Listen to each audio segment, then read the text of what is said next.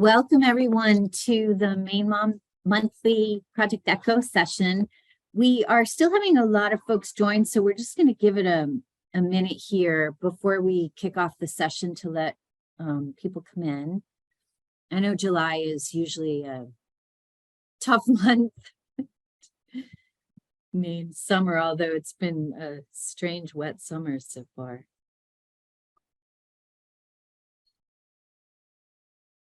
Okay, Mariah, I think let's pop those opening slides up and open the session, and we'll all expect that there will be folks joining us as we proceed. So welcome again. I'm Lisa Tuttle. I'm the MaineMOM Program Manager and your facilitator for the session. And we're just going to go right through these slides. We are so grateful to our faculty, and we have them listed here as well. We have a new member to our faculty, and I'd love to highlight her for you. Her name is Stephanie Nichols, and she has just an amazing background in pharmacy. Stephanie, I'm looking for you on the squares. Would you like to unmute and introduce yourself and say hello? Sure, I'd be happy to. Thank you, Lisa. Hi, everyone. I'm Stephanie Nichols. I'm really excited to be here with you all. I'm an associate professor here in the UNE School of Pharmacy. I also have an adjunct appointment in the Tufts University School of Medicine, and I'm core faculty for the Maine Medical Center VA Addiction Medicine Physician Fellowship Program. And again, I'm really excited to be here. Oh, and I do, I should also say for this audience, I also do some work with Dr. Leora Rabin and the Women's Perinatal Mental Wellness Program through Maine Behavioral Health. So very excited to be here with you all.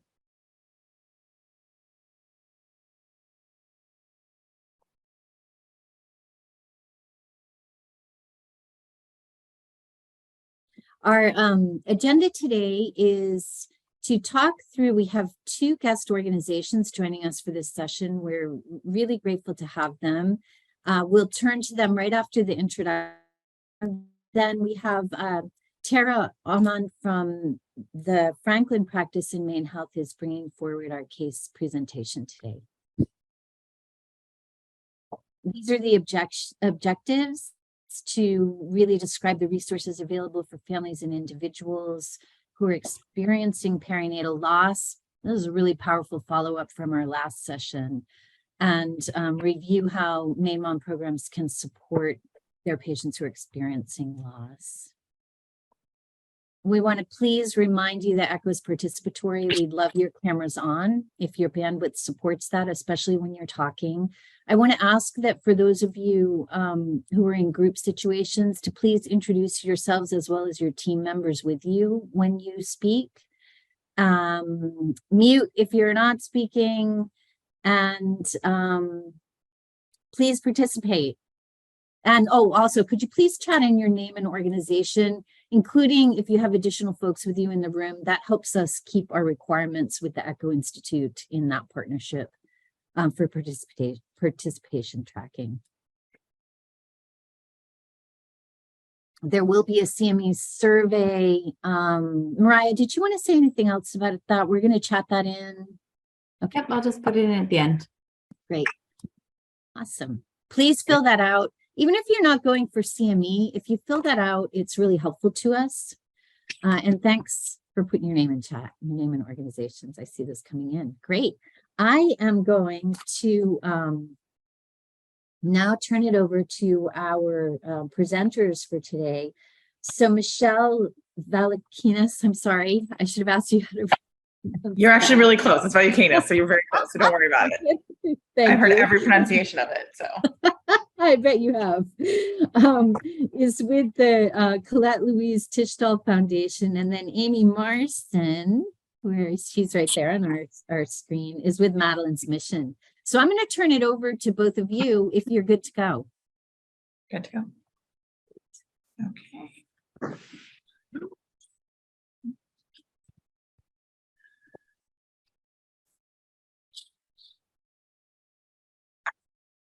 Oh, hold on. I went back to one too many. Hold on.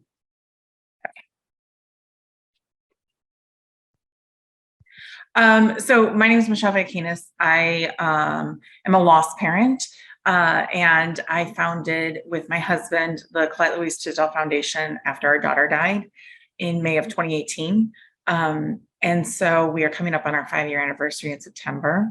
And I talk a lot about how to work with lost families, how to work with lost parents, and that came from just my experiences, as did the inspiration behind us starting this organization.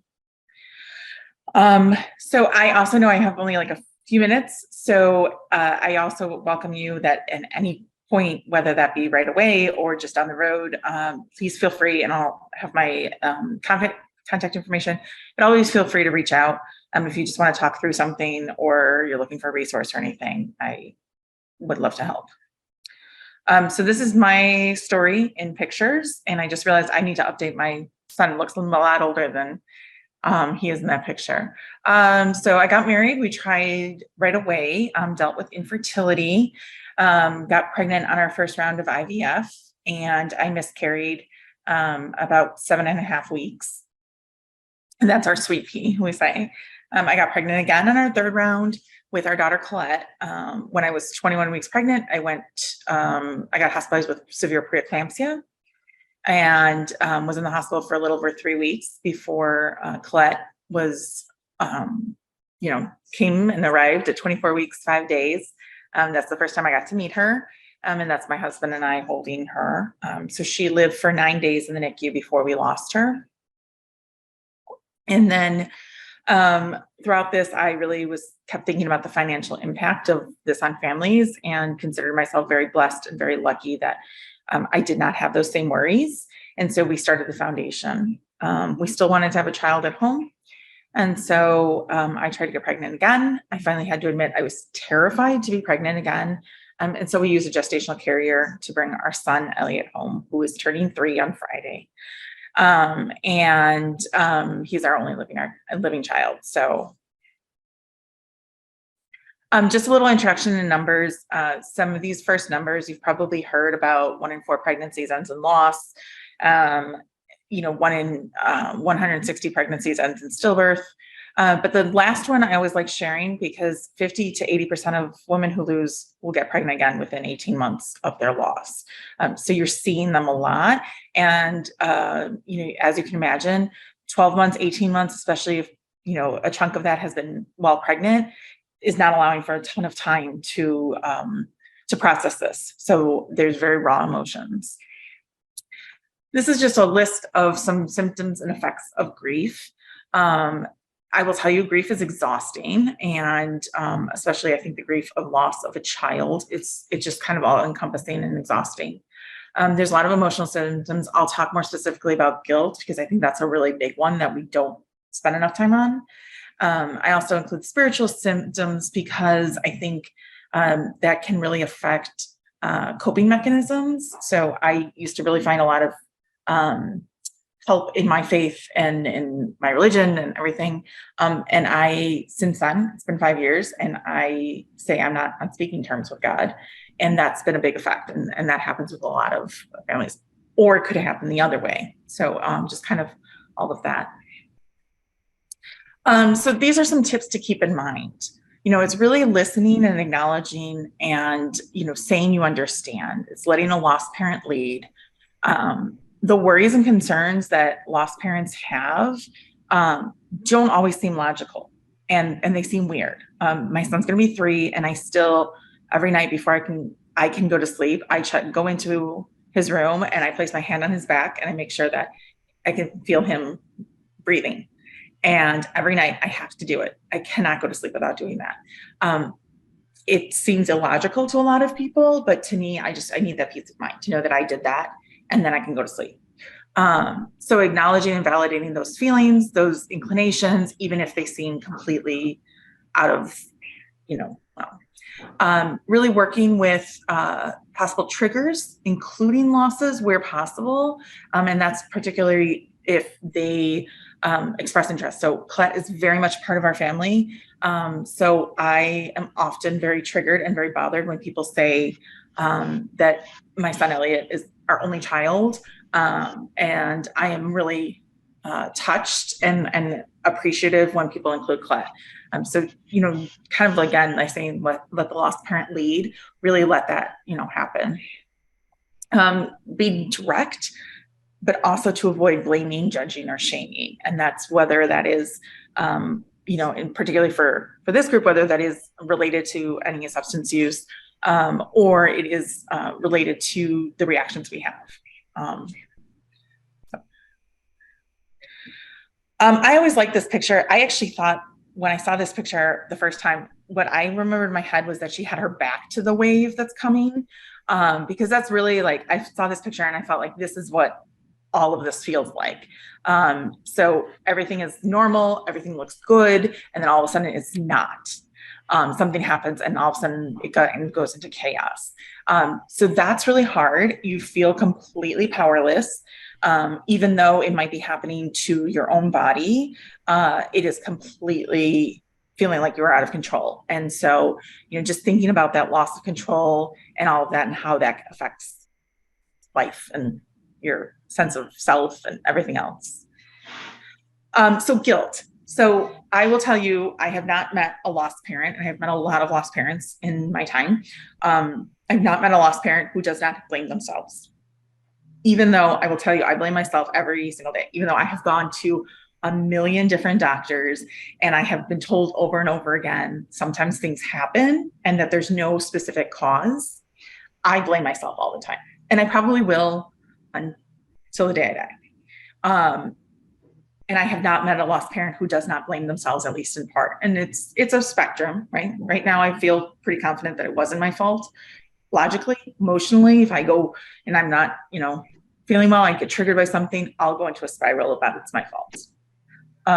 So I think that it's really particularly an issue with any substance abuse or use is that there's also judgment and shame on that. So if you kind of, you know, combine those two things, then there's going to be even more shame and self-blame. So I use myself as saying, you know, I've been told these things happen. We don't always know why. I've been cleared medically on all the things that they think could possibly be the trigger or the case. And I have to live with a lot of unknowns. But if you add into it, if I had been using anything during pregnancy and you add into that, and that's got shame and guilt and all of that with it, then there's medical information to support that maybe it was actually your fault. And that's a really hard place to be in. So I think, you know, it's really important to not place any blame or shame on the issue. You know, to also talk about that it's not always, and often there's a lot of factors involved, and it's not always a sense of like, there's one thing that caused something or anything like that. Could be a variety of factors. So that's, you know, something I would say. And I think acknowledging that like that guilt is totally okay and totally fair to have, even if it's not substantiated. So these are some kind of things. There's a ton of possible causes. There's a ton of unknown. This is a field that like there's not as much research in. And so we don't always know the causes and the reasons why somebody might lose, and the same essential, you know, workup somebody else might not. We just don't know. And so that's something to just remember. Yes, there are definitely, like we all know, substance use can increase chances and increases the risk. But it's not always that. And I think that's really important. I liken this to, we actually met with a maternal fetal medicine doctor after we lost Colette, and for like a preconception before we were going to try again. And what I really liked was that he went through kind of like all the things. So he was like, yeah, is it your age? Yeah, it could. There's a little bit of a risk. But here's the thing, there are women older than you that give birth to healthy, happy, healthy babies all the time. Could it be a little bit of your weight? Sure. But then there are women who are healthier, who are bigger than you, and they have healthy babies. So I think there's a lot of just like, there are increased risks all the time when you start adding these things in, but it doesn't mean that this one thing causes this. And I think it's really important to kind of say that. Coping mechanisms. So I said this before, but grief is really all encompassing. It is exhausting. It is tough to deal with all of it. And everybody who goes through grief needs some sort of coping mechanisms. It's easy to fall into old habits. It's easy to fall into, into substance use. It's easy to, do all of those kinds of things. I will tell you, I've put on a lot of weight since I lost Colette. And that is because I do use eating as a coping mechanism. It's not the healthiest. But those are kind of those things. So, it's really not judging, acknowledging that it's helpful in the short term and may make them feel better or feel like it's more manageable. But in the long term, it's not healthy for them. And so, talking about other coping mechanisms, this is a point where I feel like I heard over and over again, like journaling. Journaling is never going to work for me, but I do think that I derived a lot of support, a lot of help from starting the foundation. I also write a lot about my story, but that didn't happen right away. It took me a little while before I felt like I could. And I write about what it is like to parent after loss, which is a whole other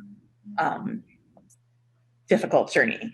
And so, it's really redirecting to coping mechanisms that are healthy, whatever those may look like. There are people who garden, there are people who, who knit, there are people who, start exercising, whatever it may be. But really trying those kinds of things, because it's very easy to fall into the old habits and the not so healthy coping mechanisms.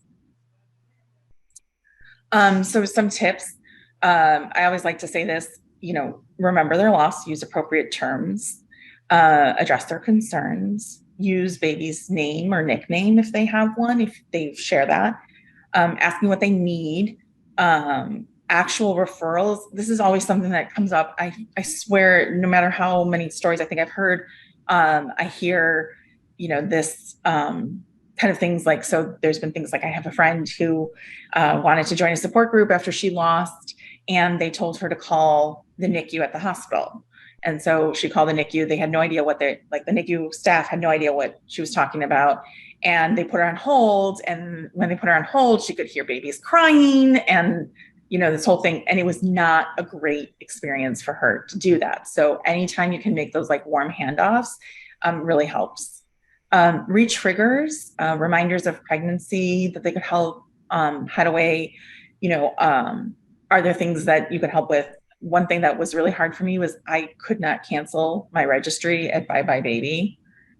They kept telling me oh, we'll up your completion discount. You will, do all of this stuff.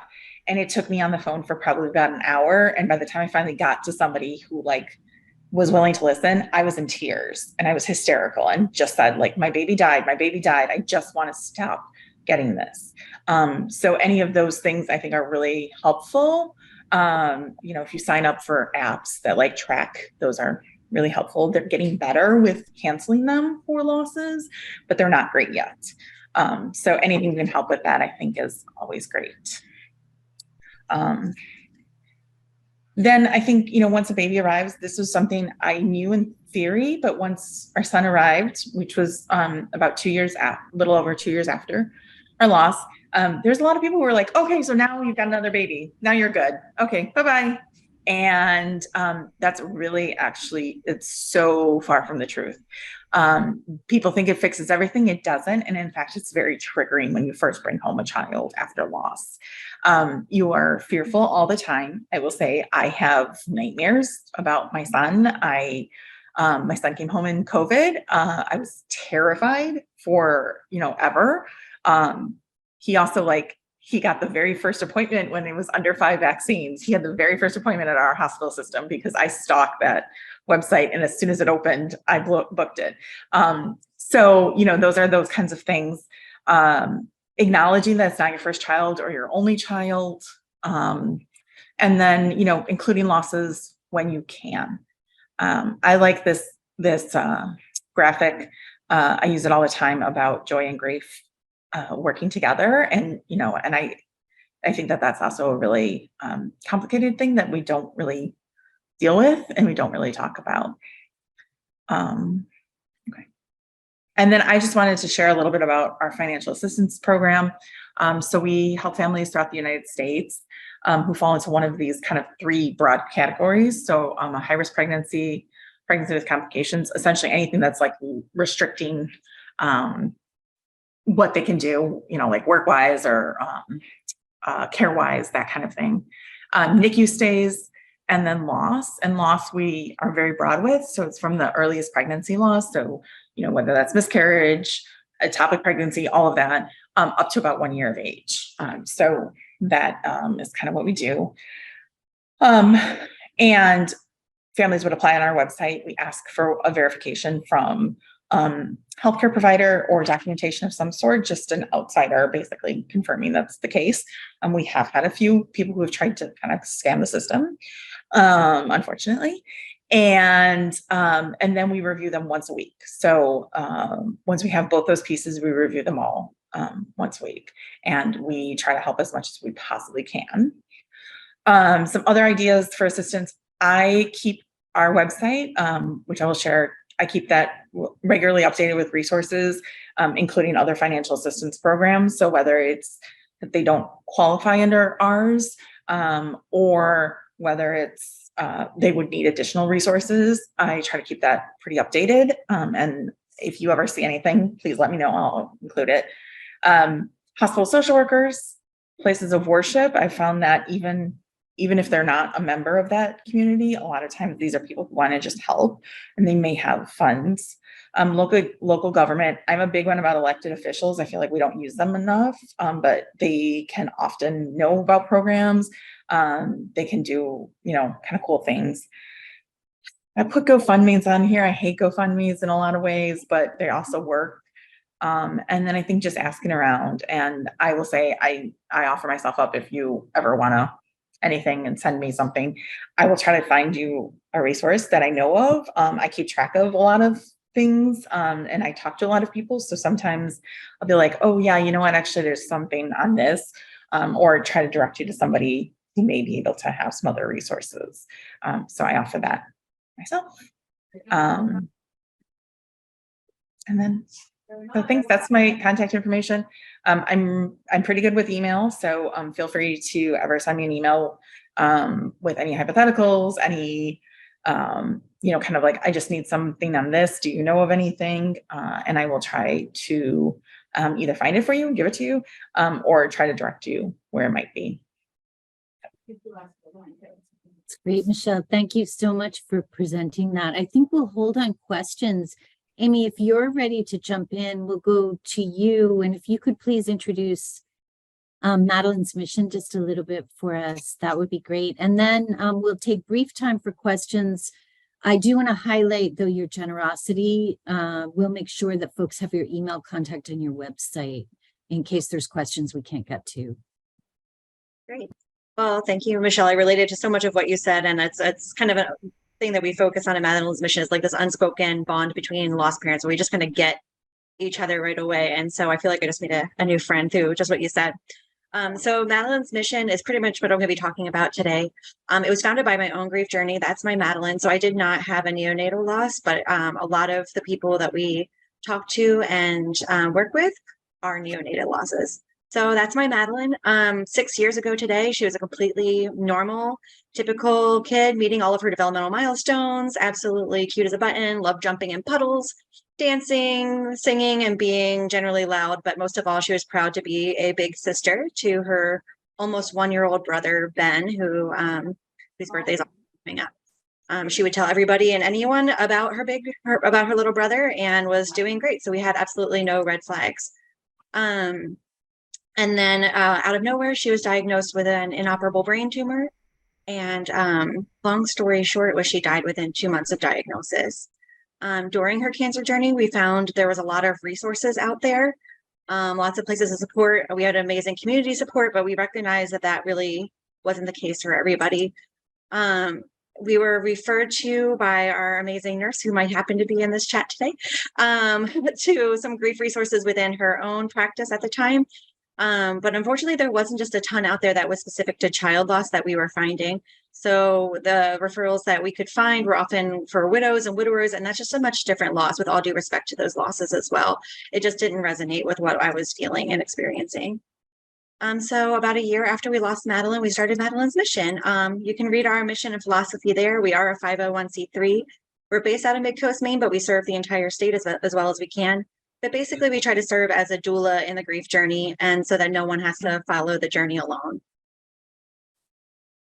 Our programs are divided into 3 different sections: education and outreach, much like we're doing today. I'm sorry, this is my rainbow baby who thinks this is very important. Go play. Mommy, Yes. can you turn the other room? Good news. Goodbye. Sorry. So I have a 3-year-old rainbow baby who wanted to let me know that the dog came in. So you all are updated on the dog's navigations right now. So our education and outreach includes navigating the grief journey with families and different topics that we can speak to, much like we're doing today, just to bring awareness about this issue, which is really hard to talk about, and for people to really know what to say. I have no problem with you asking me the awkward questions. So if you're like, hey, if I do this, are they going to be offended, do you think? And I mean, certainly everyone's grief journey is their own and every loss is their own, but there is a lot of commonality. So I love to brainstorm with people about how we can best care for my friend. We are also hoping to one day host a bereavement symposium. Andrew Scoggin Hospice has been a great partner with us, just to reduce silos in this field. I didn't know about the Colette Foundation, Tisdale Foundation, until I met with Mariah. So it's kind of just finding out who else is out there so we can best serve people and serve this population. So I'm grateful for the opportunity to talk to you guys about this today. One of our other facets of care includes immediate loss care. And I would say that this and continued care are our 2 biggest areas of care. Yeah. One of our first projects was bereavement kits for funeral homes. So we've created these kits for funeral homes and hospice and like-minded agencies that have the ability to get last-minute handprints and footprints were available, because not every loss occurs in a hospital. So to be able to collect those types of last keepsakes were such a treasure to my family. Maggie Janison was our home nurse at the time, and she was able to help us get that, and that's something that I forever treasure. So that was really spawned by Maggie. Let's see. Also under continued care, oops, did I go too far? Oh, okay. Continued care. We also do meet people in the hospital. So if they're experiencing an active loss, we will go there and be with them if they would like people to be there and to help advocate for them and help just to kind of answer questions that, oh, I really liked it. Or we have people who like to give their babies a bath after a loss. Have you, and talking them through things that they might be just not in the headspace to consider.